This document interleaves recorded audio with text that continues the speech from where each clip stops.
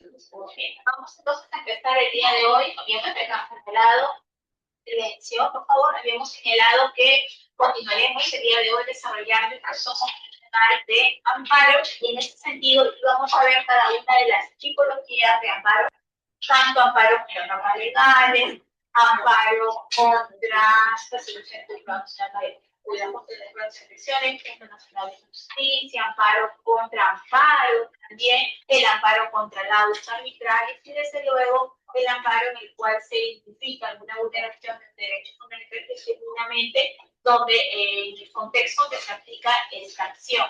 ¿Qué podemos decir al respecto? La acción de amparo procede contra el hecho u omisión por parte de cualquier autoridad, que puede ser funcionario público, puede ser una persona particular, que vulnera o amenaza los demás derechos conocidos en la Constitución. En este caso, el catálogo de derechos que protege la acción de amparo está reconocido en qué artículo.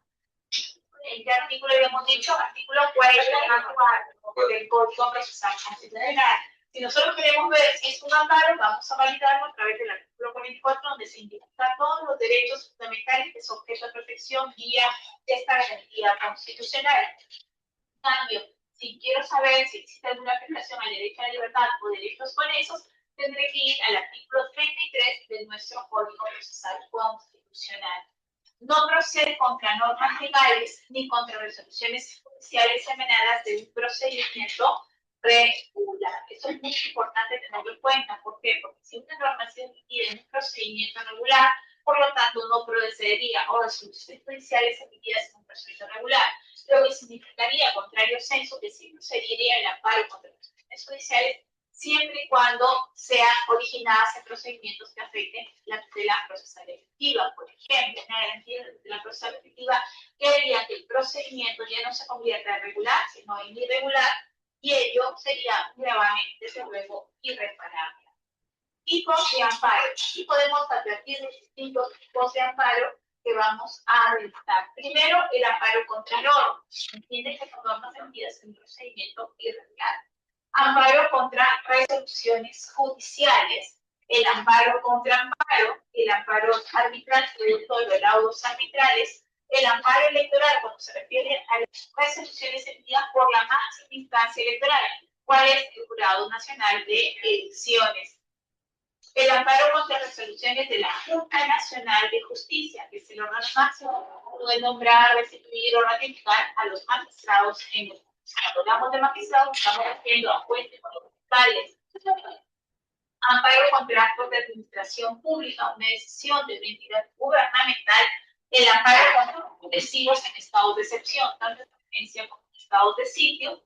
Y el acto lesivo contra actos lesivos realizados por particulares. No es una institución, no es un centro público, sino un particular quien está realizando una conducta o una acción o una omisión que afecte derechos de protección o de cobertura vía amparo. El amparo contra normas. Vamos a estudiar el primer amparo. Que tienen que ser normas de carácter autoaplicativas, son de operatividad inmediata, automática por parte del operador del derecho. No son normas heteroaplicativas que requieren de reglamentos, de otras normas para entrar en vigor. Las denominadas normas aplicativas, aquellas cuya aplicabilidad, una vez que han entrado en vigencia, resulta inmediata e incondicionada.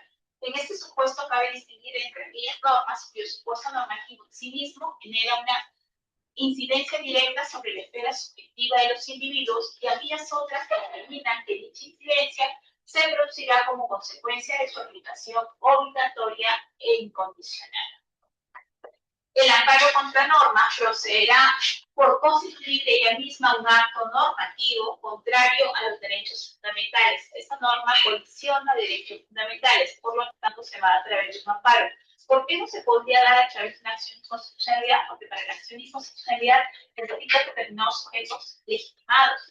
El interés de legitimación activa tiene distintos roles. La acción de inconstitucionalidad no la puede pedir cualquier persona. Tiene que ser el Estado de la Nación, tiene que ser el defensor del pueblo, puede ser el Poder Judicial o un número determinado de ciudadanos o el colegio profesional. Entonces, existen determinados sujetos. Por lo tanto, para cuestionar la naturaleza de la norma, podríamos utilizar el amparo.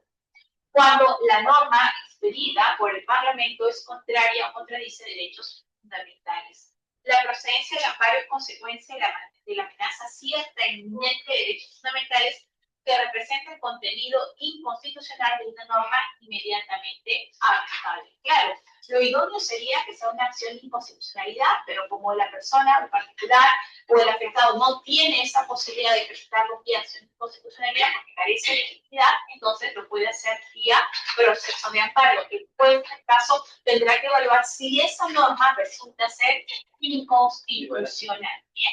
Buenas tardes. Si resulta ser inconstitucional, el juez, ¿qué es lo que hace? No la deja sin efectos, no simplemente la inaplica. Lo que existe este amparo contra normas es la inaplicación de la norma que parece inconstitucional. Es lo que se conoce principalmente como control difuso, porque en este caso los jueces constitucionales, a quien va dirigida el amparo contra normas, lo harían de esa manera, ¿no? Declarar inconstitucionales, declarar inconstitucional, entonces que aplica la norma que le parece que es inconstitucional, porque una declaratoria propia de inconstitucionalidad no le corresponde hacerlo a ese juez, sino le correspondería hacerlo al Tribunal Constitucional, pero advierte que es inconstitucional y por lo tanto la inaplica, declararía fundado el amparo contra esa norma, porque esa norma, su contenido incide directamente con la vulneración del derecho fundamental.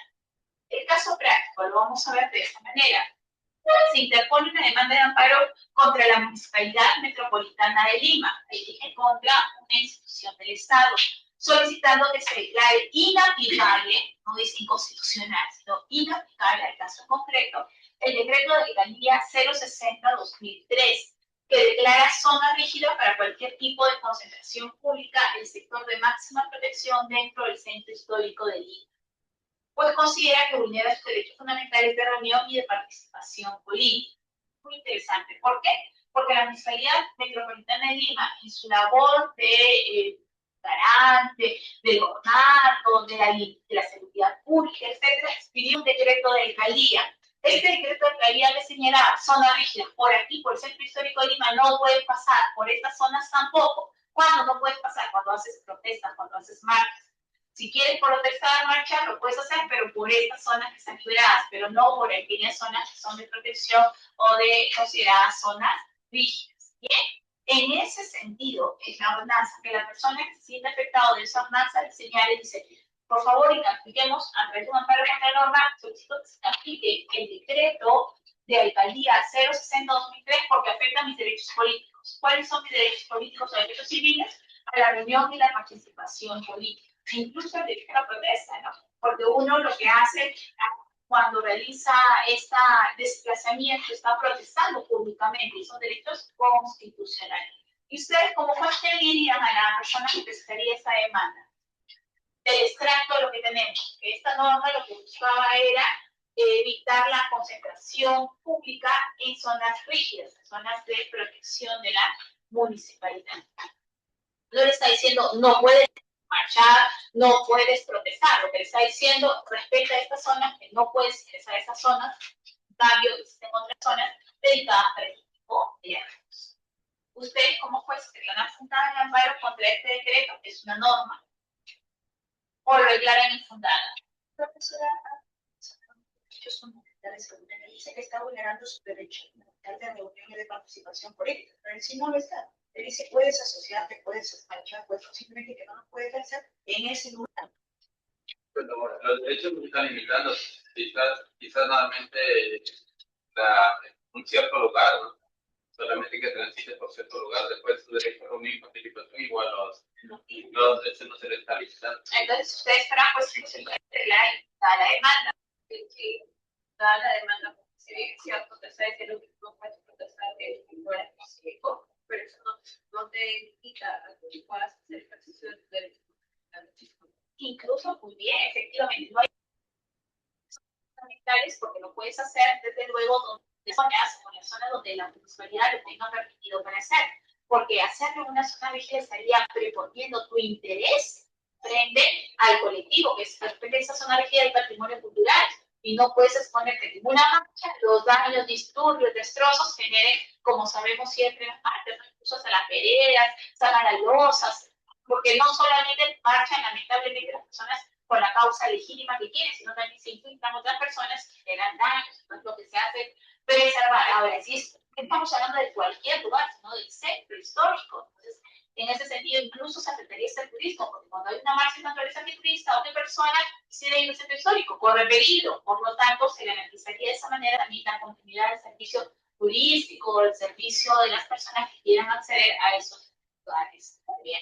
Entonces, definitivamente no se estaría restringiendo el derecho a la reunión, a la huelga pacífica, a la protesta pública, porque lo que se hace es para controlar y ordenar, y de una u otra forma garantizar no solamente la seguridad de los quienes están en la marcha, sino también de los que no participan en la marcha, que pudieron ingresar a estos lugares. Imagínense ustedes, primero que cuando se abren las marchas, no sé si la municipalidad será, pero ellos ingresan tampoco a antes ingresaban a la plaza de armas, ¿no? A la catedral. Ahora cuando la catedral está remodelada, ahora cualquier marcha se hace casi en lo que es la proyección aquí, de la casa del Casalina para adelante. Esa es la marcha, ¿no? Salaberry, ¿no? Por ejemplo, Salaberry lo utilizan para hacer de repente esos desplazamientos, pero ya no ingresan a la ciudad. Imagínense ustedes, ya está colapsado, que haya una marcha, ya cuando se acerca la alcaldesa para todas sus actividades, ¿no? Y ya lo deja en una circunstancia del día a día, por ejemplo, más allá de la misa, el público, con una buena acción positiva, se dan por todos los monumentos, ¿no? Y figuras, ¿no? Religiosidad, pero el tráfico ha sido catastrófico. Hoy pasabas en la mañana y era imposible. Tú salías de algún mercado, tenías que caminar como 3 cuadras para tomar algo. Estaba todo cerrado. Por ejemplo, ¿no? Digamos así, si habría una ordenanza que dijera se protege el espacio de marcas, bien, positivo porque puedes hacer, pero en ese sentido no habría ninguna afectación porque se está dando la posibilidad de que se realice un parque obrero o cualquier otra zona que no genere una gran presión, más riesgo o una inseguridad para los pobladores que no necesariamente comparten el mismo sentido de la marcha. El amparo contra resoluciones judiciales. ¿Es posible interponer un amparo contra resoluciones judiciales? Sí, siempre y cuando se afecte en un procedimiento irregular y vulnere, desde luego, muchos derechos, principalmente la tutela procesal efectiva. No procede la interposición de un amparo contra resoluciones judiciales. Opera en aquellos casos en que la resolución judicial emana de un proceso regular, pero no en aquellos otros donde esas se piden ser de un proceso irregular. Es decir, el amparo no procederá cuando proviene de un proceso regular, donde se ha respetado, donde se han garantizado los derechos de las partes, no hay una operación. Pero si es un proceso irregular, entonces sí correspondería, desde luego, la posibilidad de interponer un amparo. ¿Por qué? Porque se entiende que el amparo es de carácter residual. El amparo procede respecto de resoluciones judiciales firmas dictadas con manifiesto agravio a la tutela procesal efectiva. Comprende el acceso a la justicia y el debido proceso. Bien, eso es lo importante. O sea, para yo cuestionar un amparo de una resolución judicial, esa resolución judicial que ha causado firmeza, que ya adoptó la instancia correspondiente, es una resolución totalmente contraria a la tutela procesal efectiva. Implica, desde luego, la vulneración del derecho al acceso o al debido proceso. Como caso práctico tenemos el siguiente. La recurrente, es decir, la demandante, interpone una demanda de amparo contra el titular del primer juzgado mixto de Huamanga, aduciendo la violación de su derecho de propiedad. Algunos cuando leían sus amparos, ¿no? Cuando se les ha pedido que realicen la actividad del amparo, declarando fundado el agravio constitucional, decía, pero aquí están citando puros magistrados. Claro, si es un amparo contra una resolución judicial, tú tienes que citar todos los magistrados de todas las instancias que han intervenido, ¿correcto? De la primera instancia, porque si dice que es un amparo que agota la vida, tiene que ser del juzgado, tiene que ser de la sala civil y tiene que estar, desde luego, si se interpuso recurso de casación y ha sido rechazado ese recurso de la Corte Suprema. Por eso, así sucede. Igual, cuando no había corto contra la resolución judicial, de igual manera, todos los jueces que han intervenido en la emisión de esa resolución judicial desde la primera instancia hasta la determinación también se comprenden dentro del corpus. Entonces, en este caso, ¿qué es lo que señala la demandante? Interpone una demanda de amparo contra la resolución, y contra el juez del primer juzgado mixto de Huamanga, aduciendo una vulneración de su derecho a la propiedad. Sostiene que su vehículo se encuentra incautado indebidamente a consecuencia del proceso penal por el delito de tráfico ilícito de drogas, que se siguiera contra don Marcelino Guillén, pese a que ella no fue procesada ni tampoco intervino en la comisión de dicho delito. En este caso, lo que se está señalando aquí es que está interponiendo una demanda de amparo contra quién, contra el juez que declaró, desde luego, la incautación del bien, ¿no? Del bien. Y ella señala que como es propietaria del bien, están afectando su derecho de propiedad. En este sentido, tendría que evaluarse correctamente si viene un proceso irregular o no. ¿Por qué? Porque el amparo no es la forma para yo solicitar la acreditación de ese bien. En todo caso, yo podría demandar una tercería de propiedad, señalando que en este caso el bien me corresponde a mí, que yo no he tenido ninguna interacción directa o indirecta en el bien. Pero a veces, ¿qué sucede? En estos casos, que cuando te incautan un bien, bien, tú respondes a veces porque eres el propietario del bien, no porque eres hecho la acción. Recuerden ustedes, imagínense que trasladan la droga en la capota o en los asientos de ese vehículo. Tienen que incautar el bien, porque en ese objeto material es completado la acción, ¿no? Delictiva, entonces incautan el bien. ¿De quién es propietario? De una tarjeta de propiedad de la señora. Entonces, incluso hasta la señora tendría que hacer su descargo respectivo frente a esa circunstancia. Diferente que la señora sea propietaria, aparezca como propietaria, pero en la práctica llega a lo vendido el bien. O sea, ahí tendría que evaluarse qué documentos se han tenido para venta, porque aquí la adquisición.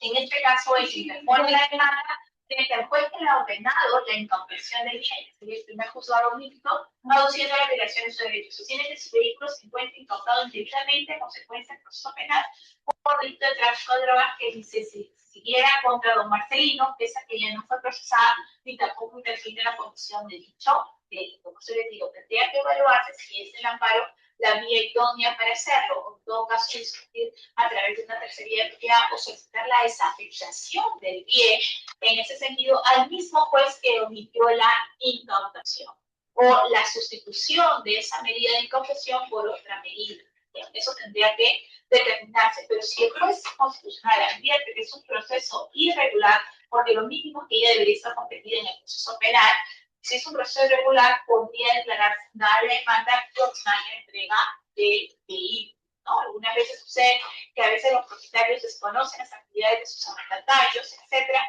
y el vehículo es una única fuente de ingreso, tú la alquilas, ¿no? Imagínate que tú los contratos de alquiler a una persona para el vehículo, y esa persona traslada droga, traslada productos de contrabando.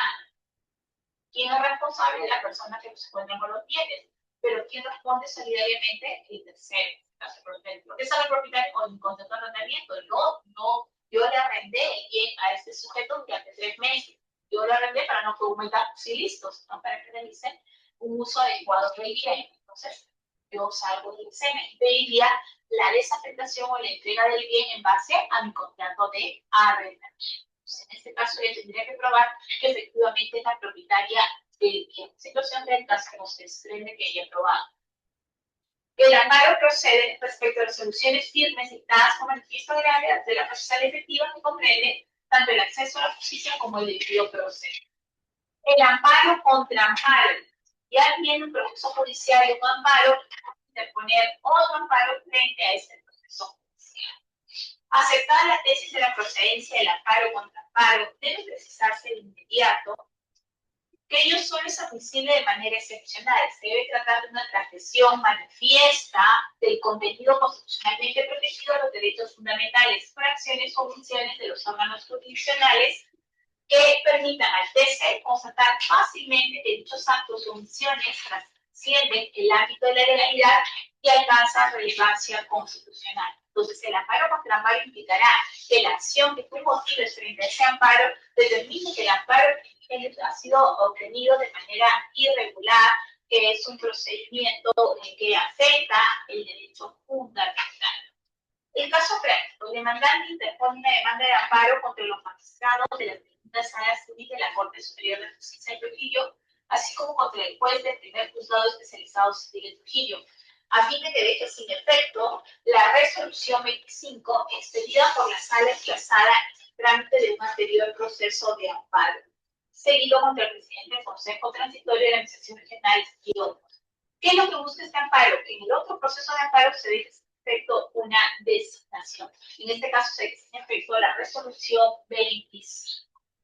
haces un amparo para que los efectos de esa resolución no se produzcan, sino ¿por qué? Porque se entiende que esa resolución impide otro proceso de amparo causa una afectación al solicitante. El tiempo de incidencia, desde luego, directa con el contenido esencial de los derechos fundamentales.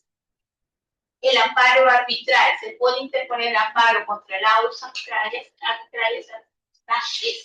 si es posible el amparo puede ordenar eso ante la sala correspondiente.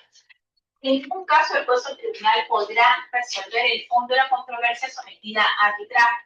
No podrá declararse la improcedencia del amparo arbitral en los siguientes supuestos: cuando se invoca la vulneración directa o frontal de los presentes vinculantes establecidos por el Tribunal Constitucional; cuando en el laudo arbitral se ha ejercido control difuso sobre una norma declarada constitucional por el Tribunal Constitucional o el Poder Judicial; o cuando el amparo se ha interpuesto por un tercero que no forma parte del convenio arbitral, se sustenta en la afectación directa de derechos constitucionales a consecuencia del lado pronunciado en dicho arbitraje.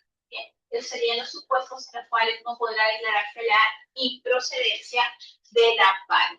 Cuando hay una vulneración manifiesta, en este sentido, los precedentes vinculantes del TC han observado los ámbitos del precedente del TC.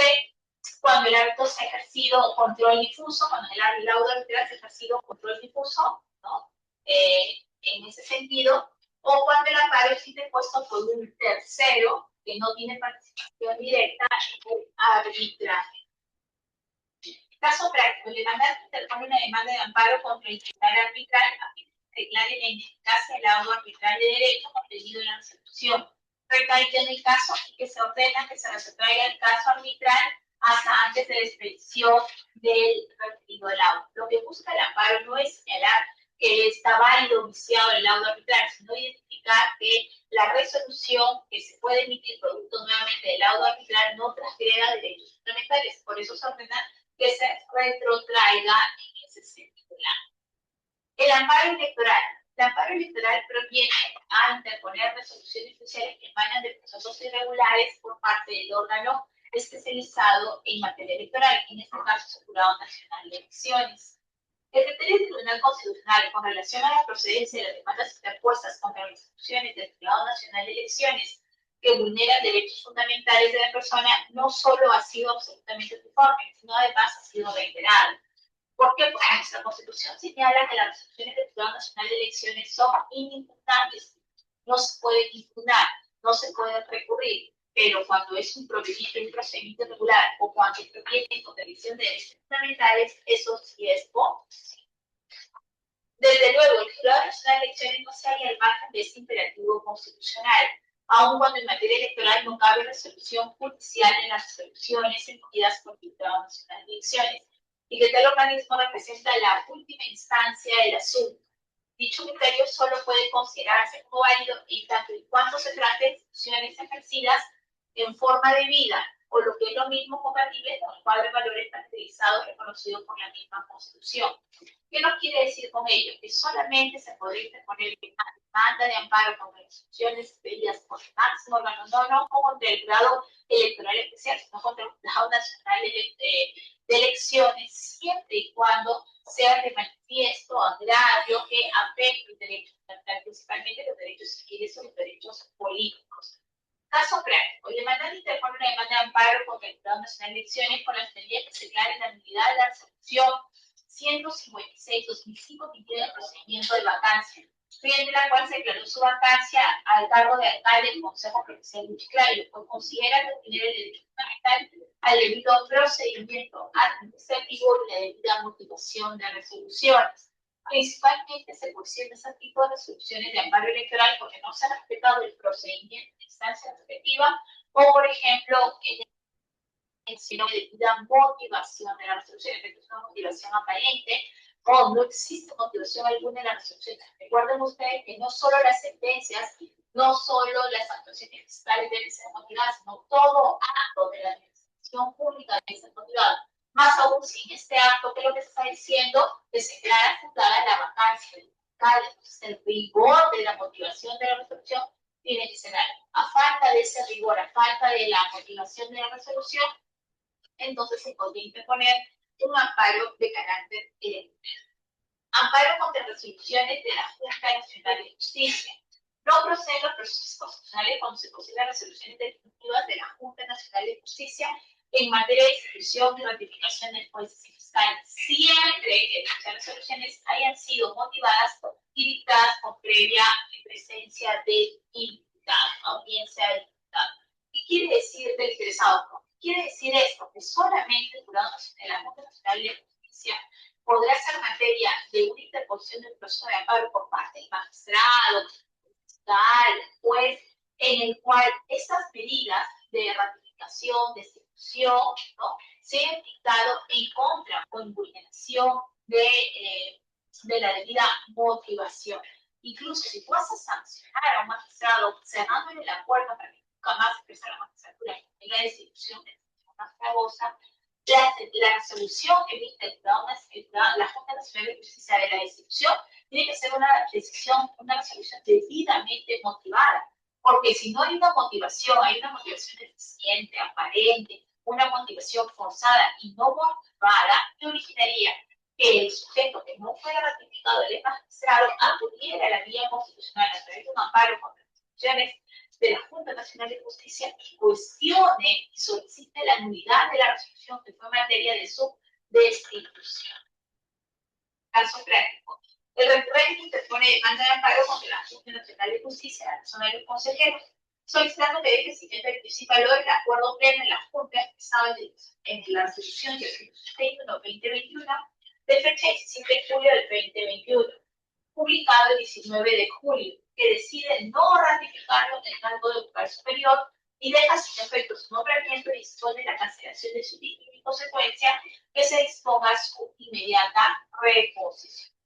¿Qué es lo que quiere lograr con esto? Que el procedimiento que hizo la Junta de Destitución sea un procedimiento fraguado, sea un procedimiento nulo, y por lo tanto se ordene a la Junta de Justicia que emita una nueva resolución o en su defecto que repongan al sujeto que ha sido despojado en base a una deficiente o no adecuada. O sea, los rigores para motivación de la resolución deben ser en virtud de la trascendencia de la resolución. Si vas a ratificar, no necesitas tanto motivar, pero si vas a destituir, que es una consecuencia gravosa, ¿no?, que lo vas a eliminar del sistema de justicia como magistrado, tienen que ser los estándares de motivación altamente suficientes para que no haya posibilidad de que un amparo pueda restituir nuevamente al magistrado.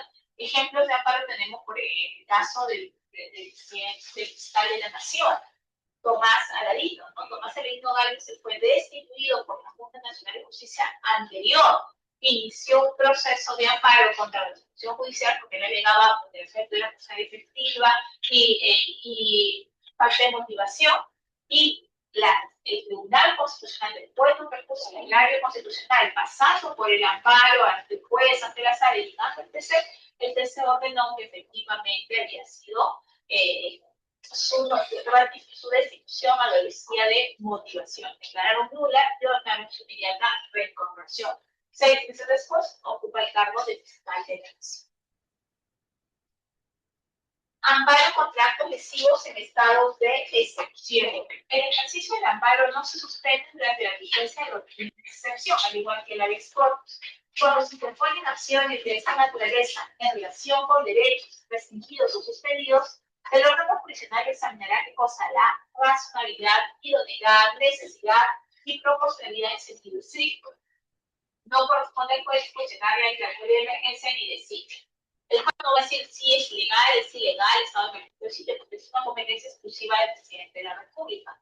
Lo que tendrá que justificar en este caso es especificar o validar si el derecho fundamental en materia de cobertura del amparo ha sido afectado o vulnerado en ese estado de excepción.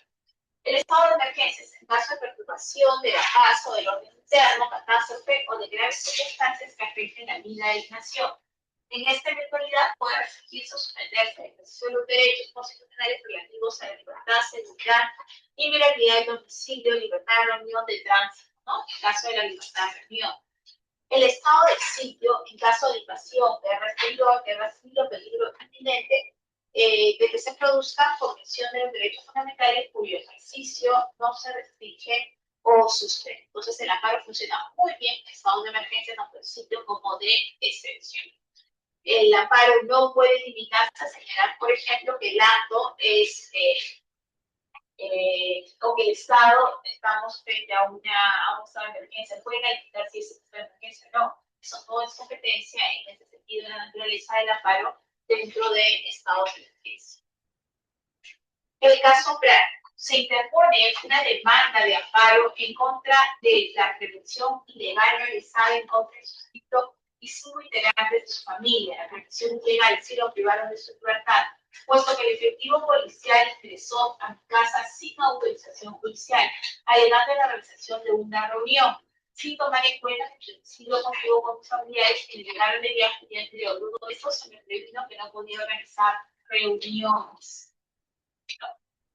En este caso, por el hecho de que se encontraba en un estado de emergencia, estaba prohibido hacer reuniones. Amparo contra actos lesivos por particulares. La Constitución del Estado de la sociedad en general. De esta manera, todos los peruanos tienen el deber de respetar y cumplir la Constitución. La integridad de la Constitución se proyecta no solo en el ámbito de las relaciones particulares o privadas o entre estados, sino también entre los particulares. Entonces, quiere decir que la fuerza vinculante de la Constitución no solo se traslada a los funcionarios del nivel público, sino también a los particulares. Ello quiere decir que la fuerza normativa de su Constitución, tanto fuerza activa y pasiva, así como su fuerza regulatoria de relaciones jurídicas, se proyecta también a las establecidas entre particulares, aspecto denominado como eficacia interprivados o eficacia frente a terceros de los derechos fundamentales. En consecuencia, cualquier acto proveniente de una persona natural o persona jurídica de derecho privado que pretenda conculcar o desconocer derechos fundamentales resulta inexorablemente inconstitucional. Entonces, la acción de garantía, en este caso es el amparo, no solamente es ejercido contra funcionarios privados o contra entidades del Estado, sino también podría darse contra particulares. El amparo laboral. Este fue un grave caso porque decíamos que había habido en el derecho laboral una amparitis. Todo se amparitizaba, ¿no? Y el derecho laboral era menos utilizado en ese sentido. El donde es que la identificación, ¿no? Si es por vía laboral o vía constitucional, tiene que estar incluido en el contenido del derecho. Y este contenido es esencial para que se trae el constitucional. El contenido no es que sea tendrá que ser juzgado desde luego por la norma de la materia. El amparo laboral, el contenido esencial del derecho al trabajo implica dos aspectos. El derecho al trabajo supone la adopción por parte del Estado de una política orientada a que la población acceda a un puesto de trabajo. Y se trata del derecho al trabajo entendido como presunción de ser despedido salvo causa justa. Es lo que decían sus compañeros cuando hizo una sentencia, ¿no? El tema del embarazo, ¿ustedes han sido? Ah, no, estoy confundido. Derechos humanos han prestado un trabajo sobre la posibilidad de despido cuando la persona está embarazada. Lo que pasa es que eso puede ser fusionado. Ahora, el problema es si lo vamos a hacer a través de un amparo o a través de un proceso judicial, porque tiene que ser un proceso judicial. La actividad de despido para su alcance inmediata reimposición, porque en este caso estamos afectando el derecho se está haciendo discriminado por la Constitución fértil, el derecho a una familia, ¿no? Y en efecto, la norma señala que uno tiene que ser despedido por causa justa, y el embarazo no puede ser considerado una causa justa en ese sentido. No tú cumples con informar al empleador, tienes que es una complicación. Lo que pasa es que los empleadores y los tradicionales que dicen una persona embarazada me va a generar el delata a mayor costo, que es una asignación familiar. Desde mi punto de vista, que se pagaría la asignación familiar, el 10% de protección vital. Dos, aparte de eso, cuando el niño se enferme o cuando le eso, tiene que seguir los permisos, la lactancia. O sea, si lo ven desde el punto de vista tradicional, porque eso no puede ser el enfoque, ahora en los trabajos incluso hay lactarios en los trabajos, hay más facilidades, tú organizas en qué horario lo quieres, en la mañana, en la tarde, ahora ya, porque es una fiesta de entrada también, porque de lo contrario, pero antiguamente hay empresas en donde mayormente hay un mercado formado, los hombres, cuando tenían la gerencia, no contrataban mujeres. O si contrataban secretarias, tenían esas secretarias solteras. ¿Por qué? Porque sabían que si no embarazada podía salir en cualquier momento. Y si era soltera y salía embarazada, ¿qué hacía? Le llamaba, hijita, ya se hace aquí, señor, ya te voy a dar estos sueldos, dígame el documentito y anda, descansa. Palabras, estaba diciendo, mira, pues negociamos tu salida, pero te vas. Entonces, una circunstancia de esa naturaleza se ha dado mucho antes, ¿no? Que ha originado, pues, las comunidades de despido, porque es un nulo. La ley proscribe que incluso tú puedes, o sea, ahora, ¿qué pasa? Y el doble tema, el tema laboral. Si la mujer está embarazada y no dijo nada, y el empleador, etcétera, pensó que estaba gordita, no sé, ¿no? O sea, no comentó esa información, y durante ese desarrollo, durante la vigencia de su contrato, durante ya termina su contrato, y está en esa condición, y nunca informó a los humanos, nunca informó a su jefe, etcétera, de su embarazo, y tú procedes con despido, ¿cómo? Estás cumpliendo con el contrato, ya se venció su contrato y tú estás recibiendo el contrato por vencimiento. Pero diferente es, muy diferente, que haya informado, que haya afectado, que haya señalado la ecografía, ¿no? Los resultados de su embarazo, etcétera, y como conocimiento de causa, procedas a despedir, estando vigente su vínculo laboral. Eso es lo que uno tiene que señalar, porque si no, de lo contrario, imagínate, una persona dice, pero no me pensar que me embarazo. Tiene que informar debidamente a su empleador eso. Y una vez que informe y está vigente su contrato, nadie lo puede sacar. Y si lo quieren sacar, pues tienen que negociar. ¿Y qué significa negociar? Ya cuántos sueldos están dispuestos a dar los empleados. No firma nada ni se tanta renuncia. Entonces, es un tema que sí sería manejable en ese sentido. Entonces, lo que íbamos en este caso era si el tema del embarazo, el despido por embarazo, puede ser inicio en la vía en el amparo laboral o a través del proceso laboral. ¿Cuál queremos hacer? ¿Ese piso de como amparo laboral porque estaría vulnerando sus derechos a determinado, el derecho a una familia, el derecho a la igualdad? ¿O tendría que verse a través de un proceso laboral que se denomina unidad de despido? ¿Ah? Proceso laboral, ¿no? Entonces, recuerden ustedes que el amparo, la vía igualmente satisfactoria. Si hay una vía igualmente satisfactoria, utiliza tu vía. En este caso, existe la vía laboral para este tipo de circunstancias. Bien. Ahora, si en esa vía se obtenido un procedimiento no fundado en derecho, pero el procedimiento es irregular, el proceso lo han hecho, puede ser un amparo contra la ejecución judicial. No siempre cuando el procedimiento sea irregular, pero de lo contrario, si el órgano judicial que alternó su reposición, inmediatamente vas. Porque el proceso laboral en vía de despido también hay medidas cautelares como reposición. Puedes pedir la reposición hasta el ingreso. Pero así es, o sea, como digo, es una circunstancia que ya ahora, ¿no? Dentro de la política o en la práctica empresarial ya no se ve muy a menudo esa situación de que te invitan a retirarte, previo pago, ¿no? Para evitar una condición de embarazo. Al contrario, ahora existen más facilidades en el sentido de la jornada laboral, porque son una hora de distancia que uno tiene para establecer. Me parece que son 2 horas o una hora. No, 2, ¿no? 2 horas, porque me parece que hay algunos trabajadores que lo toman en la mañana y lo toman en tarde cuando tienen ingresos partidos, otros tienen lactarios en las empresas, u otros, por ejemplo, llevan una sazonal en el lactario con el niño, porque incluso también entre la seguridad ocupacional pues, tienen las empresas pausas activas. Entonces, todo eso contribuye al mejor ambiente laboral. Doctora, pero se dice que los derechos de los trabajadores son renunciables. Quiere decir que, o sea, si alguien no puede hacer un negocio, una negociación. Lo que pasa es que si bien es cierto es irrenunciable, correcto, irrenunciable, eso significa que no te pueden dar menos de lo que tú consideras justo, ¿cierto? Por eso, pero por ejemplo, una liquidación de beneficios, ya te corresponde 20.000 soles, ¿correcto? Y la empresa debería darte los 20.000, ¿no? Tu cheque, pero podría llegar el negocio y decir, mira, ahorita la condición de la empresa está para evitarnos 5.000 y todo, te doy 15. Lo aceptas o lo dejas, porque lo otro es que me demandas laboralmente. Como no te voy a pagar, pues como que ahí te presionan. Y ahí ya tengo tu CTC para que la retires, etcétera. Ya tú firmas, que estás firmando por 20, pero acá estás a recibir 17, o estás a recibir 15. Tú puedes negociar, transar. Por ejemplo, un trabajador que ingresó y nunca le pagaron beneficios, etcétera, estaban con recursos honorarios, o sea, entró totalmente naturalizado. Era bueno, pero le trabajaban como los recibos por honorarios, ¿no?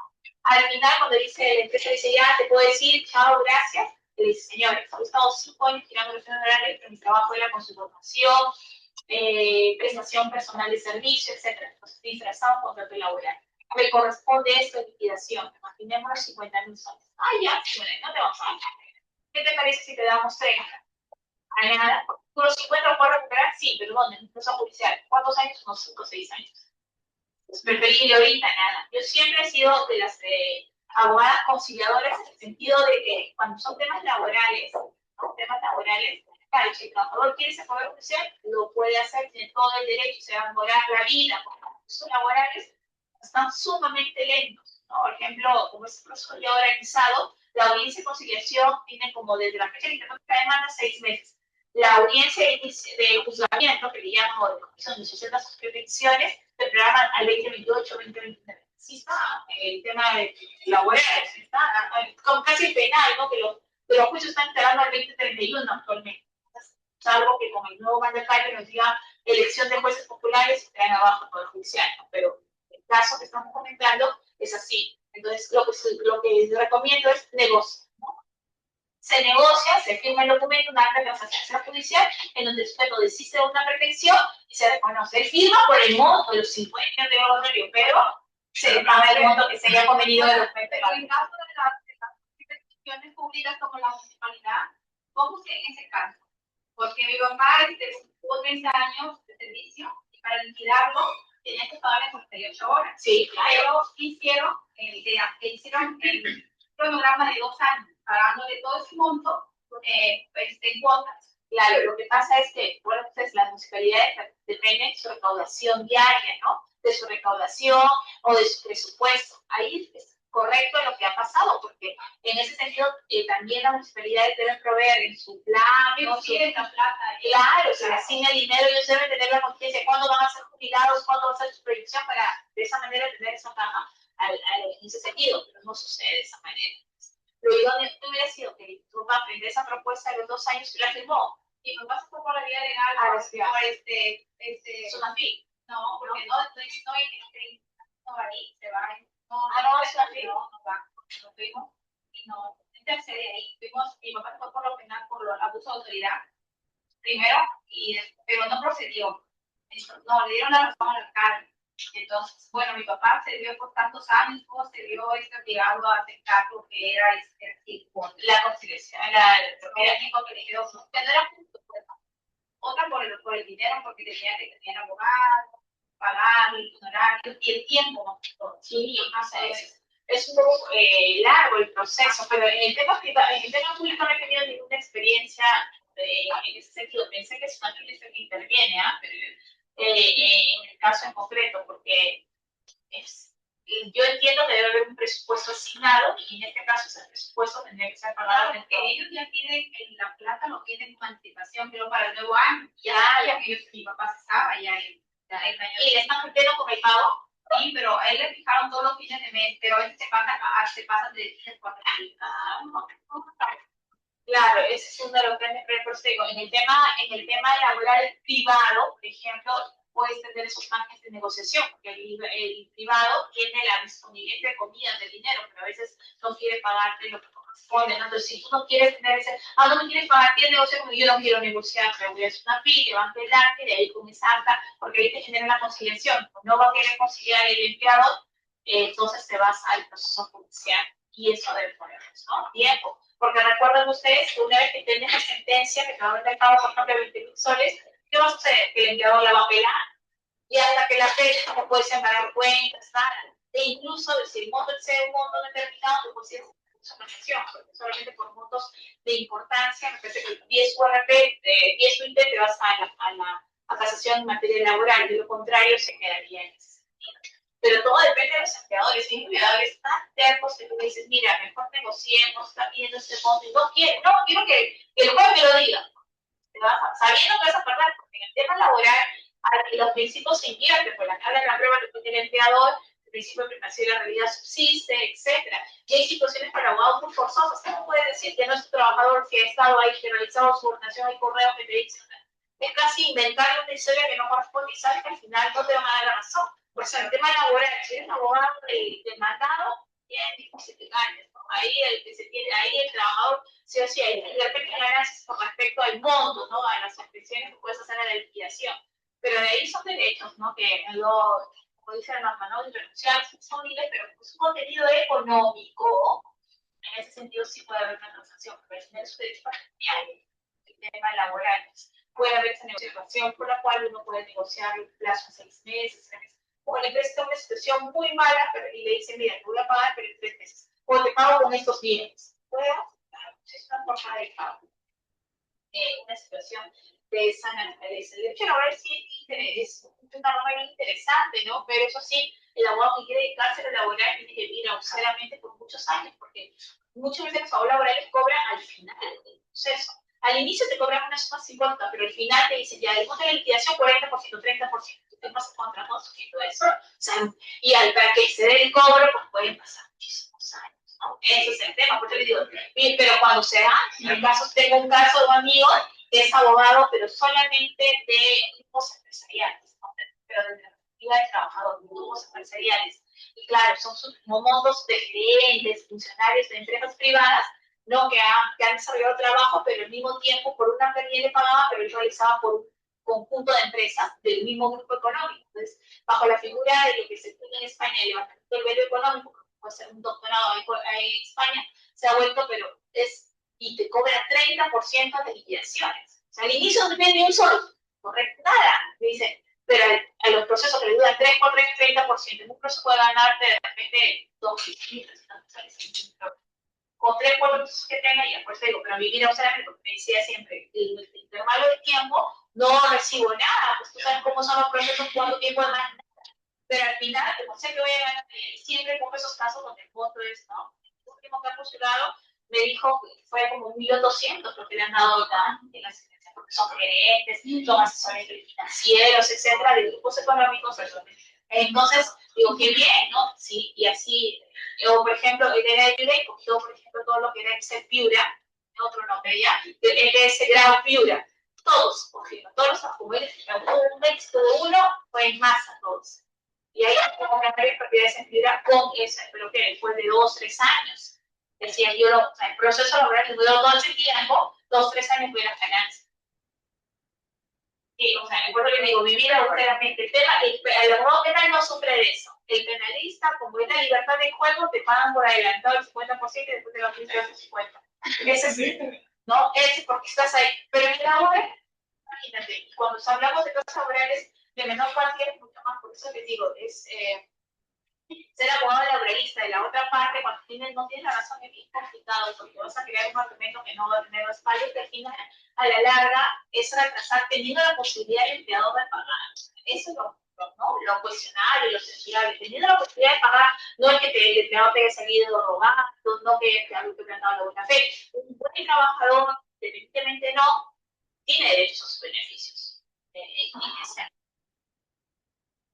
Depende también de las personas que lo ejerciten o no lo ejerciten, ¿no? Como tal. Por ejemplo, hay personas que dicen, no, no quiero tener problemas, complicaciones, ya no voy con lo que me dan. ¿Y firmo dónde firmo? ¿No? O, por ejemplo, el empleador le dice, ya, no quiero que trabajes conmigo, pero mi contrato vence todavía en 6 meses. Pues para yo irme, ¿puedo irme? Sí, pero págame los 6 meses, pues, porque mi contrato está por los 6 meses. Ya, pero como me quieres que me baje mi pago y no quiero estar en la vida, págame con 2 meses, me voy. Ya depende, como les digo, de los intereses o eso, o de que no me vas a ver los 6 meses hasta la cara, ¿no? O sea, ya dependerá, ha habido casos, ¿no? Yo he trabajado bastante en temas corporativos, pero en ese sentido. Y para mí, como abogada del demandado, era bien complicado, nunca iba a tener un éxito, ¿no? En una demanda laboral, ¿no? Por ejemplo, en el caso de los choferes, son, los ayudantes de choferes te pagan por honorarios. No, pues ayudante de chofer no vas a pagar por honorarios si tu chofer quiere que te haga las estaban vendiendo como el ayudante vas a y realizar los viajes, evidenciar todo eso. Incluso exportación, sí o sí. O el ayudante de chofer que le paga el chofer, no, le paga la empresa. Eran cuestiones sí o sí inevitables. Hay que negociar con el ayudante, no nos queda de otro. Y la empresa decía, no negocie, no negocie. Si lo vamos a perder, quieren que lo alargue, pues lo alargamos, pero inevitablemente va a llegar un momento que lo vamos a pagar, sí o sí. Y éramos, como les repito, ellos acreditaban pues todas las hojas de ruta que iban a tomar, y el chofer pues, sí, y el aislador y él que nos pedía como prueba la boleta del chofer, y el chofer se sabe con ella. Será lógico, ¿no? Y tenía el ayudante todos los días del chofer con el chofer de vida. Lo otro, como que política de prevención que hicimos, que no se tengan ayudantes. Si se quiere tener ayudantes en planilla, o si no, que solamente el chofer tenga el desarrollo solo. Pero la idea era por el tema de los robos que había antes, no sé si ahora seguirá, pero antes había en carretera bastante robos. Cuando la carga era apreciada, o sea, era de alto valor, se consideraba el ayudante carretera, ¿no? Con ese respaldo. Pero después se dijo, no, pues si vamos a tener esa contingencia, porque fue que uno nos empezó a demandar, ya consiguieron un abogado y todos empezaron en cadena de demandar. Sí, así sucede. Entonces, o dijimos, o lo ponen a los ayudantes en planilla, o seleccionan cuáles son los que deberían sí estar en planilla, los otros ya no, o lo otro es que no. Después de 2 años dijeron, no ayudantes, ya todos los pone el chofer. Y empezaron los robos, muchas veces. ¿No? Y fue así la situación, pero por reducir costos laborales que podrían tenerse. Los demandantes interponen acción de amparo contra las empresas Telefónica de Perú y Holding S.A. con el objeto de que se abstenga de amenazar y vulnerar los derechos constitucionales de los trabajadores a los cuales representan, en virtud de la aplicación de un plan de despido masivo contenido en un resumen ejecutivo elaborado por la Gerencia de Recursos Humanos de la primera de los demandados, ¿no? Pues aquí lo que se estaba discutiendo en este caso es el plan de despidos. Aquí, en el caso telefónico, hay sentencias del Tribunal Constitucional en la que desarrolla, por ejemplo, la figura del despido incausado, del despido fraudulento. O sea, porque ya la ley tenía modalidad de despido, que es el caso de la mujer embarazada, y otros, desde luego, ¿no? Que porque es, por ejemplo, una persona es sindicalista, sacas de la empresa, no el sindicato lo saco porque es un peligro, nulidad de despido. La mujer embarazada, despido. Pero aquí, en esta sentencia, el Tribunal Constitucional, igual hasta el Tribunal Constitucional, el curso de agravio constitucional, creó el precedente con respecto a lo que es el causal, el fraudulento, etc. Entonces, aquí lo que se hacía era, se despedía a los trabajadores de la empresa, lo ponían en la otra, ¿no? En una tercera, ¿no? Que se llama tercerización para evitar los derechos de las entidades de la empresa principal. Es una práctica muy usual en ese sentido. Y después de esa sentencia se dieron pues el tema de que de la ley 422, para que solamente los procesos que tengan una incidencia directa en materia constitucional puedan ser vistos en los tratados de servicio laboral. El amparo ambiental. El Tribunal Constitucional se ha pronunciado sobre el contenido del derecho a gozar de un ambiente equilibrado y ordenado para el desarrollo de la vida. Recuerda que ese es un derecho de tercera generación. En este sentido, se ha establecido que dicho derecho fundamental está configurado por el derecho a gozar de un ambiente equilibrado y adecuado y el derecho a una preservación de un ambiente sano. El caso práctico, se interpuso una demanda de amparo contra las empresas Repsol por considerar que se amenazaban los derechos a gozar de un ambiente equilibrado por el derrame, ¿no? Y adecuado, solicitando que se retomen las cosas al estado anterior en que se inició la amenaza de la violación, se suspenda la exploración y eventual explotación de hidrocarburos en el área natural protegida por cualquiera escalera, ¿no? En este caso, es un derecho que lo que busca es establecer el ecosistema, el medio ambiente equilibrado, con la actitud de Repsol nos está diciendo que no haga actividad, tiene que ser una actividad responsable en concordancia con el derecho ambiental. Desde luego, cualquier actividad extractiva, cualquier actividad contaminante va a generar daños. La actividad minera, sea responsable, va a generar daños, ¿no? Si es responsable con las licencias, con el tema de responsabilidad social, etcétera, genera daños inmediatos o desde luego en el transcurso del tiempo. Pero imagínense ustedes aquella actividad que ilegal genera muchísimos más daños que la actividad formal. En este caso, por ejemplo, no se está diciendo a Repsol no explote, pero si no ha tomado las previsiones del caso y hay derrame o acciones contaminantes, entonces se debería suspender esta acción. Amparo en defensa del consumidor, derechos del consumidor. Encontramos dos obligaciones estaduales. Uno, garantizar el derecho a la información de servicios que están a disposición del mercado. Esto implica la consignación de datos reales, suficientes, apropiados y fácilmente accesibles. Recuerden ustedes cómo intervenió el TECOPI a través de la Comisión de Protección al Consumidor, cuando, por ejemplo, había un producto que le decía la foto con la vaquita, y en realidad no era leche de vaca, sino era leche de cualquier otro material de vaca, ¿no? De cualquier otro elemento. O chocolate o cacao, cuando en realidad era saborizante y no era chocolate. Entonces, ese tipo de situaciones podría originar una demanda de amparo, porque hay una distorsión en la información que brinda, un etiquetado de repente de los productos. Velar por la salud y seguridad de las personas en su condición de consumidores o usuarios, eso implica que se asegure que los productos y servicios ofertados en el mercado deban ser tales que utilizados en condiciones normales o previsibles no pongan en peligro ni riesgo la salud o la vida de quienes lo consumen o los usuarios. Por eso hay medidas que se adoptan, ¿no? Hay alguna alerta, algún producto que fue interesado indebidamente en un lote y lo retiran los productos, ¿no? Entonces, o cuando fue de repente también de panetón, ¿no? De una campaña navideña, retiraron los panetones todos, me parece, porque tenían, y después salió una prueba de oficio de Indecom diciendo que ya no, que no, que un error, pero ya pues, logró el impacto, una O se vendió en Navidad, ese producto se daño totalmente, ¿no? O esos productos que son ustedes, ¿qué se llaman? Doritos, no, videos, no, había otro, me parece. Sí, ¿se acuerdan que hubo un tiempo que los, ¿no? ¿Por qué? Porque algunos productos que se revelaron ahí tenían efectos contaminantes. Por lo tanto, puedes pedir a Benítiro, etc. Me decían algunos, ¿no? Que pese a que estaban retirados, por internet contactaban para que le compren los productos, ¿no? Hasta incluso se había subido el precio, porque siempre al ser humano parece que lo prohibido le parece más interesante, ¿no? Porque si hay una norma que retiraba del mercado esos productos, no podían ser vendidos, ¿cómo vas a estar interesando que te vendan estos productos, ¿no? Entonces, el caso práctico tenemos Robin S.A. interpone acción de amparo contra el Indecopy solicitando la reposición de la cosa del Estado anterior a la violación de sus derechos constitucionales. Manifiesta que mediante la resolución 840-2002 Indecopy han sido vulnerados los derechos constitucionales de libertad de empresa, comercio, industria, pluralismo económico, libre competencia y debido proceso. Por ejemplo, eso lo hubiera podido hacer todos con Indecopy, por el cómo se dio Indecopy diciendo con unos exámenes que había un producto no apto para el consumo humano, después posteriormente rectificó ese error, pero ya el daño había sido, ¿no? en ese sentido. Más aún para aquellos que les gusta el panetón todo. Requisitos de la demanda de amparo. En los procesos de amparo, la demanda se presenta por escrito y deberá contener cuando menos los siguientes datos y anexos. Primero, la designación del juez de quien se interpone se entiende que debería ser un juez constitucional. En lugares donde no hay juez constitucional tendría que ser un juez. O, en su defecto, un juez mixto. Hay lugares donde no hay jueces civiles, pero sí hay jueces mixtos, que son civiles, penales, de todo. Dos, el nombre, la identidad y domicilio procesal del demandante. El nombre y domicilio del demandado. Cuatro, la relación generada de los hechos que hayan producido este vías de producir la agresión del derecho constitucional. Una habitación fáctica sobre los hechos que han producido el agravio o que están en vías de producirse. Porque no solamente el agravio se da cuando hay una concreción exacta del daño, sino también cuando está a punto o ya está realizando pretendiente para ello.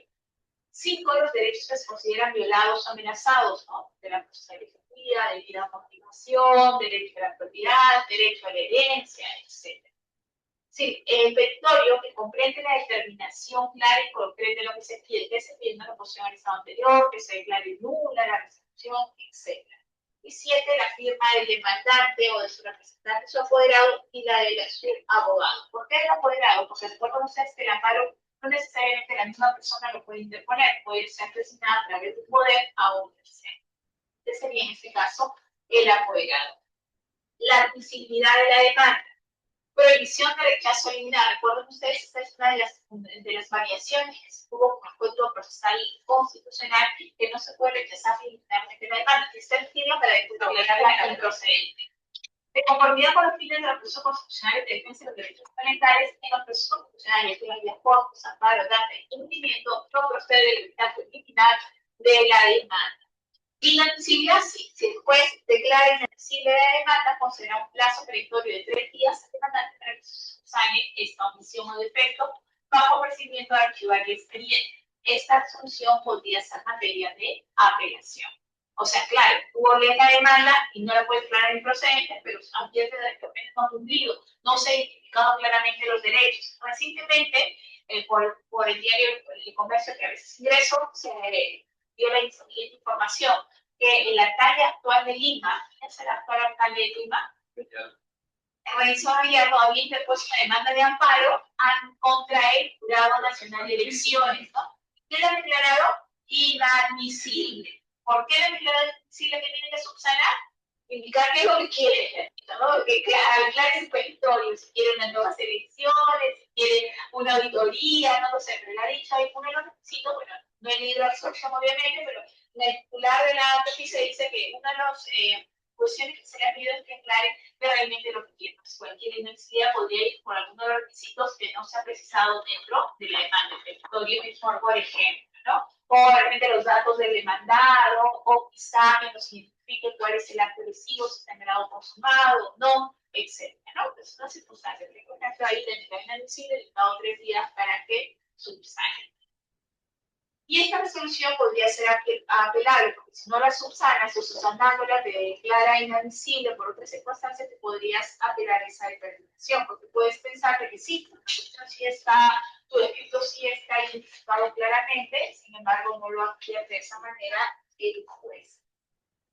La primera instancia. En los procesos de amparo interpuesta la demanda por el agraviado, el juez, en el término de 15 días hábiles bajo responsabilidad, señalará fecha y hora para la audiencia única, que debe recordar en un plazo máximo de 30 días hábiles.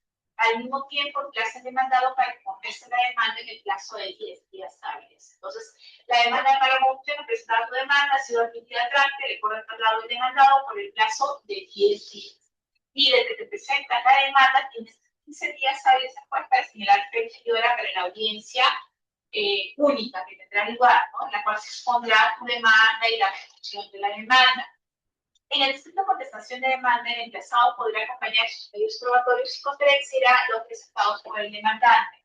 Además, deduce las excepciones que considera oportunas. Podría deducir una excepción de parte de disponibilidad para obrar, etc. También otro aspecto que están funcionando en la inadmisibilidad de redes inmediatos es el hecho de que pruebe su legitimidad para obrar activo. ¿Correcto? ¿En qué medida le ha afectado a él el pedido que está realizando? O sea, parece que como son intereses colectivos, pues, ¿no? El tema no solamente se ve afectado por el precio, en el caso de él sí votó. En todo caso, debería de poner una demanda sería que no votó, ¿no? Por ella. Pero por eso están diciendo que precisa cuál es su legitimidad de obrar activa, o sea, cuál es su capacidad para interponer la demanda en ese sentido. No es como en el ley de cuerpo que cualquiera puede informar. ¿Correcto? El juez pone en conocimiento al demandante de contestación a su demanda para que en la audiencia única alegue lo que crea oportuno. En ese momento, o sea, una vez que este contigo contestación de la demanda, el juez lo notifica de la contestación de la demanda al demandante. Y en la audiencia única, cuando sustente el demandante, sustente el demandado, cada uno coloca los efectos de su contestación, porque tiene que decir algo a la demanda del demandado, como algo que tiene que decir el demandante frente a la respuesta del demandado. Entre esta notificación y los alegatos deben mediar por lo menos 10 días calendario. Nosotros vamos a hacer una circulación del proceso de amparo, que tiene que ser más bueno. Si como el escrito le contesta la demanda, el juez concluye que es improcedente o que el acto lesivo manifiestamente ilegítimo, podrá emitir una sentencia presidiendo la audiencia única. Irá a la audiencia única cuando hay motivo o causa justificable para poder desarrollar la audiencia, pero si el motivo no afecta directamente el contenido constitucional del proceso de acción de amparo, entonces lo puede declarar improcedente en esa circunstancia. Y eso se puede advertir desde la propia contestación de la demanda. ¿Por qué? Porque lo que dice el código es que no la puede rechazar militarmente, pero una vez que ya fue admitida, que fue contestada y la contestación se advierte esas circunstancias, usted la puede enviar al improcedente y ya no hay necesidad de la audiencia única, porque había una audiencia única simplemente un efecto dilatorio, ya que luego con contestación de la demanda se advierte que su contenido resultaría ser ilícito. El recurso de apelación a los procesos constitucionales de amparo procede contra las resoluciones que las partes consideran que la agravian. Fundamentos para interponer un medio imputatorio que cause un agravio, que es cargarle un perjuicio, un gravamen. Bien, y ese perjuicio o gravamen lo que busca a través de la apelación es que sea corregido, subsanado, rectificado. Pero si es una resolución que no te perjudica, tendrás derecho a tener un recurso. No. Si te declarado procedente la demanda fundada, la demanda sin interponer apelación, no. En este caso le correspondería al demandado interponer, porque ahí sí le perjudica esa resolución. Los plazos para eliminar los procesos de amparo es de 3 días hábiles. El recurso de apelación se tramita en los procesos de amparo concedido el recurso de apelación, que después se eleva los autos al juez superior, en este caso a la sala superior, en el plazo de 2 días hábiles. El superior jerárquico fijaría el hora para la vista de la causa, el plazo de 5 días. ¿Qué es fijar la vista de la causa? ¿Qué días llevará a cabo el informe oral de apelación donde sustentará lo que ha sustentado por escrito, sin necesidad de emitir autoabocamiento? Notificado con la resolución que fijaría el hora para la vista de la causa, los abogados pueden solicitar informe oral dentro de los 3 días hábiles posteriores a la notificación. Esto sucede en todos los procesos. Tú apelas, tienes derecho a dar tu informe oral, a oralizar tu apelación ante la sala, a convencer de que efectivamente lo que ha resuelto ha causado un perjuicio. Y no solo la parte que ha impugnado, porque también tiene derecho a ser oído la otra parte, aquel que va con una posición ganadora, probablemente. Entonces, se emite un informe oral, máximo te dan 5 minutos para que informes de manera puntual los aspectos de tu apelación y los aspectos de tu absolución a la apelación. Realizada la causa, el juez resuelve en el plazo de 10 días, ¿no? Y te notifican que se sentió la resolución. Si es adversa la resolución, no conforme a tus intereses, tendrán la posibilidad de interponer recurso de agravio constitucional. Lo que se les pide a ustedes, ¿no? La sentencia de recurso de agravio constitucional. Sentencia proveniente del recurso de agravio constitucional. Contra la resolución de segundo grado que declara impugnada un procedente de la demanda, procede el recurso de agravio constitucional ante el Tribunal Constitucional, el famoso RAC, ¿no? Dentro del plazo de 10 días contado desde el día siguiente la notificación de la resolución. ¿Cuántos días tenías para apelar? 3. Para apelar, 3 días tenías para apelar. Muy bien, 3 días. Y para interponer recurso de agravio constitucional tienes 10 días. 3 y 10 días. Concedido el recurso del presidente de la sala, remite al Tribunal Constitucional el expediente dentro del plazo máximo de 3 días que se termina la instancia.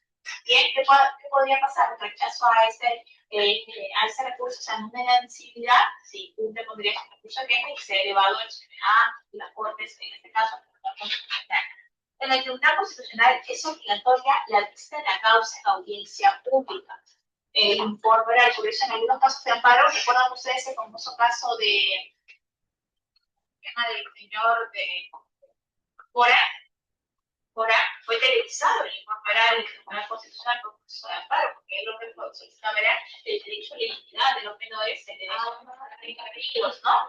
Entonces fue televisado, fue por el proceso de agravio constitucional, puede ser el informe oral, así como el informe oral sale también el informe oral. Informe oral lo puedes hacer juzgado, no es prácticamente un informe oral, sino cosa legal. Luego en la etapa del juicio vas a dar alegatos, que son como el resumen de tu posición en el juzgado. Cuando apelas, puesto el recurso de apelación, el plazo de 3 días, pero no se la fecha de vista, pide dentro de 3 días, o sea, oral, y ahí vas a sustentar.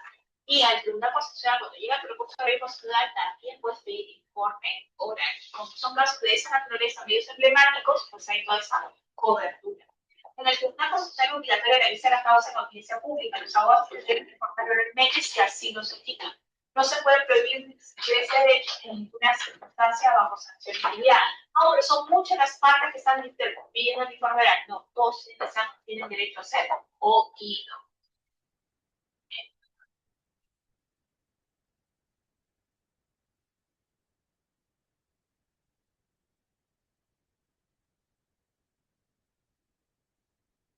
Legitimación, que es lo que también podría ser declarado inadmisible cuando no se puede acreditar válidamente cuál es tu interés o cuál es la incidencia directa del derecho constitucional santo vulnerado con respecto a su petición. Legitimación, el afectado de la persona legitimada para interponer el proceso de amparo. Representación procesal. El afectado puede comparecer por medio de un representante procesal, pero tal efecto tendrá que otorgarle un poder para representar. Cuando tú quieres demandar a María, pero no la quieres saber a María, entonces su poder es tu abogado, pero tú puedes tomar el poder a quien desee. De igual manera, el afectado del proceso constitucional de amparo puede presentar un poder para que sea representado por otra persona. No es necesaria la inscripción de la representación otorgada, más el instrumento público, en este caso la escritura pública, no necesita la inscripción registral de ese poder. La Defensoría del Pueblo puede interponer demanda de amparo en ejercicio de sus competencias constitucionales. La procuración oficiosa. Cualquier persona puede comparecer en nombre y no tiene representación procesal cuando éste se encuentre imposibilitado para interponer la demanda por sí misma, sea por atentado concurrente contra la libertad individual, por razones de fundado temor o amenaza, por una situación de inminente peligro o por cualquier otra causa anulada. Cualquier persona podría ejercer esta procuración oficiosa siempre y cuando la persona afectada o la que debería haber presentado no se encuentre privado de libertad. En el penal no es posible. O quizás se encuentre con un temor o amenaza, ¿no? Está amenazado, coaccionado, siendo materia de una extorsión. No lo van a poder hacer, pero la persona está actuando en su representación. Pues competente. Son competentes para conocer el proceso de amparo y elección del demandante, el juez constitucional o constitucional, el lugar donde hay juez constitucional, donde no hay, el juez civil, del lugar donde se afectó el derecho o donde tiene su domicilio el afectado o donde domicilia el autor de la infracción. Entonces hay diferentes competencias. La primera, o sea, se va agotando. La primera es donde se produce la afectación. La segunda es donde es el domicilio del afectado, o la tercera es donde domicilia el agresor, en este caso el autor de la infracción. Es competente la sala constitucional, si no lo hubiera la sala civil de turno, la Corte Superior de Justicia y la sala constitucional y social de la Corte Suprema, para resolver en segundo grado si la aplicación de derechos se origina en una resolución judicial o en un laudo arbitral.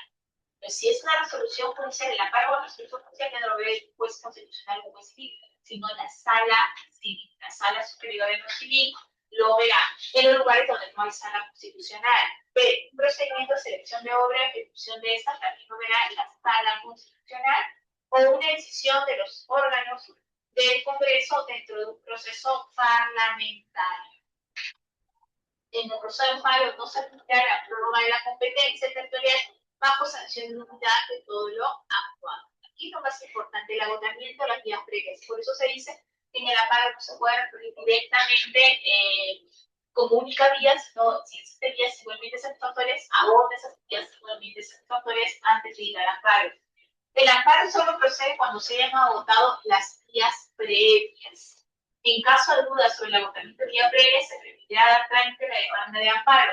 Interesante, si no se tiene muy seguro si lo debiste agotar en la vía previa, la duda favorece, en ese sentido, la duda es a favor del amparo. No será exigible el agotamiento de las vías previas si una resolución que no sea la última en la vía administrativa es ejecutada antes de vencerse el plazo para que quede consentida. Dos, tampoco será exigible la vía previa, por el agotamiento de la vía previa, la agresión pudiera convertirse en irreparable. Si me voy a la vía previa, ya la agresión de la afectación de derechos se convirtió en irreparable. C, si la vía previa no se encuentra expresamente regulada o ha sido iniciada necesariamente por el afectado. Si la vía previa no existe, es una vía previa de la jurisdicción ordinaria y por lo tanto se requiere su pronunciamiento en la vía constitucional y no se resuelve la vía previa y los plazos fijados para su resolución. Hay una vía previa que le he utilizado, pero no se resuelve dentro de los plazos fijados, pues puedo ir en ese sentido vía el amparo. Esos son los supuestos en los cuales no es necesario el agotamiento de la vía previa porque su situación ya representa una afectación. Los derechos protegidos son los derechos que están reconocidos en el artículo 44 del Código Procesal Constitucional.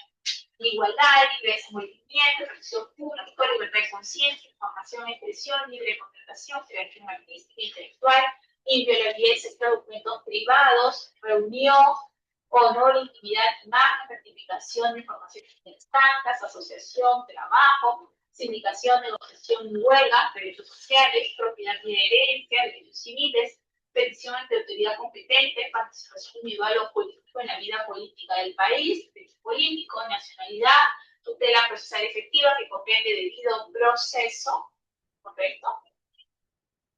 A la educación, así como el derecho de los padres de escoger el centro de educación y cualquier educación dentro de los requisitos constitucionales, seguridad social, remuneración y pensión, libertad de cátedra, derecho a acceso a medios de comunicación, gozar de equilibrado, agua potable, salud y los demás que la Constitución reconoce. Plazo para interponer la demanda, lo que puso plazo de caducidad, 30 y 60 días. 60 días se produce la presión, 30 días se proviene de una resolución judicial. El plazo para interponer la demanda prescribe los 60 días hábiles de producida la afectación. Siempre que el afectado hubiese tenido conocimiento del acto lesivo, se hubiera llegado posibilidad de interponer la demanda. Si esto no hubiese sido posible, el plazo se computará desde el momento de la remoción del impedimento. No es necesariamente desde el momento que tomas conocimiento como afectado de esta decisión y este conocimiento debe estar debidamente probado para que a partir de ahí corran los 60 días hábiles. Tratándose de proceso de amparo iniciado contra la resolución judicial o laudo arbitral, en caso de interponer demanda de 30 días hábiles y se inicia con la notificación de la resolución o con la del laudo arbitral que tiene la condición de firme. Plazo para la interposición de la demanda. Para el plazo del cómputo del plazo se observan las siguientes reglas. El plazo se computa desde el momento mismo que se produce la afectación, aun cuando la orden respectiva haya sido dictada con anterioridad. Si la afectación y la orden del amparo son ejecutadas simultáneamente, el cómputo del plazo se iniciará en dicho momento. Si los actos que constituyen la afectación son continuados, el plazo se computa desde la fecha que haya cesado totalmente la ejecución. Si son una afectación continuada, no es de un solo acto, sino interviene en distintos momentos, desde que se cesa esa continuidad, desde ahí se empieza a computar el plazo de los 60 días, si es que se trata de una resolución judicial, o en este caso, cuando se trata de derecho fundamental. La amenaza de ejecución de un acto lesivo no da inicio al cómputo del plazo. Solo si la afectación se produce, se deberá empezar a contar el plazo. La amenaza no constituye misma, sino la propia afectación del hecho. Si el agravio consiste en una omisión, el plazo no concurrirá o no transcurrirá mientras no subsista la omisión. El plazo comenzará a contar una vez agotada la vía previa cuando ella proceda. Si ya se agotó la vía previa y ha sido adversa y tiene que poner un amparo contra este proceso, contra esa resolución judicial, el mismo tendrá que ser examinada. Él implicará el agotamiento de la vía previa, ya en la calidad de cosa juzgada en la vía previa. La sentencia que resuelve los procesos a que se refiere el presente título contiene el caso de identificación del demandante, de identificación de la autoridad o funcionario persona autora de la violación o amenaza de un derecho constitucional o agente renuente a acatar una norma legal o acto administrativo. La determinación precisa del derecho constitucional afectado, vulnerado o las consideraciones por las cuales ha sido infringido o amenazado. En el caso de determinación de la obligación cumplida, la fundamentación que conduce a la decisión adoptada y la acción adoptada señalando, en su caso, bajo responsabilidad, un mandato o un imperativo concreto que se ordena su disposición. Bien.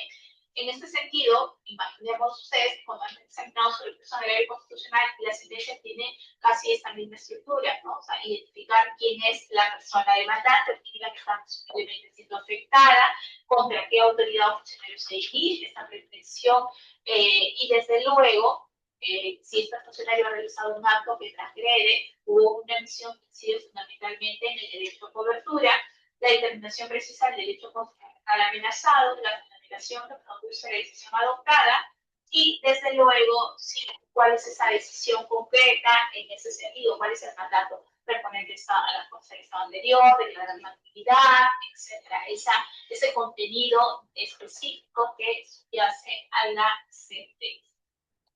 Muy bien. Entonces, este material es del doctor, yo les invito a que revisen al doctor José María Pacoricari, tanto en materia constitucional como en materia de derecho administrativo, es un gran referente. ¿Bien?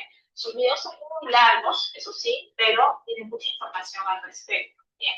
Es José María Pacoricari, profesor tanto en materia administrativa como en derecho constitucional y procesal. Bien, el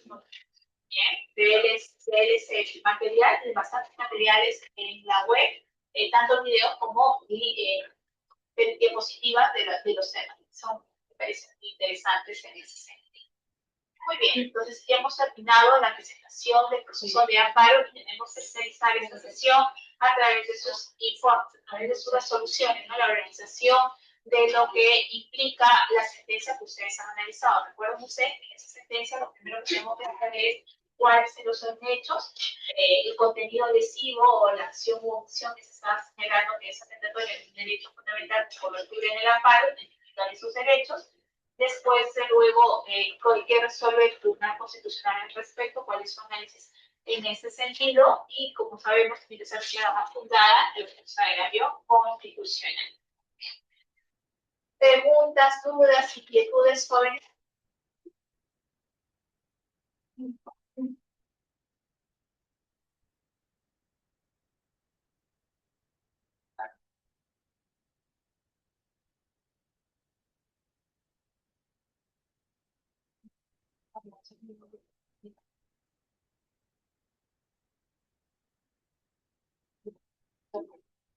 Hay variedad de tipos de amparo, ¿no? Sí, que en la clase pasada vimos algunos, pero ahorita que nos han reforzado, pues, hay variedad. Claro, de acuerdo a la materia que uno realiza en amparo, ¿no? Mayormente el amparo se da simplemente contra la prestación de derechos fundamentales, ¿no? Hay un derecho fundamental y contenido por amparo, el derecho de educación, el derecho a la salud, que es como mi amparo, ¿no? Que sería contrato lesivo, pero también existen distintos organismos que no están exentos de control. Una forma de controlar sus decisiones es a través del amparo, ¿no? Justicia, el Tribunal Nacional de Elecciones, incluso el aula arbitral, ¿no? Todo el tribunal arbitral.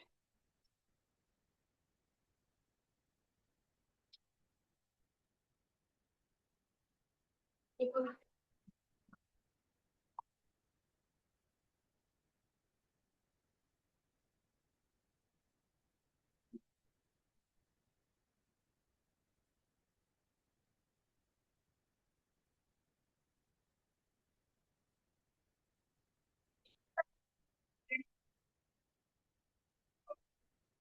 ¿ah? Para la siguiente sesión. Ya usted está preparado para la segunda vuelta, ¿no? Preparado. Pero debemos ir a votar, ¿no? Ya no, porque no se refiere a nuestro voto. Ya, por la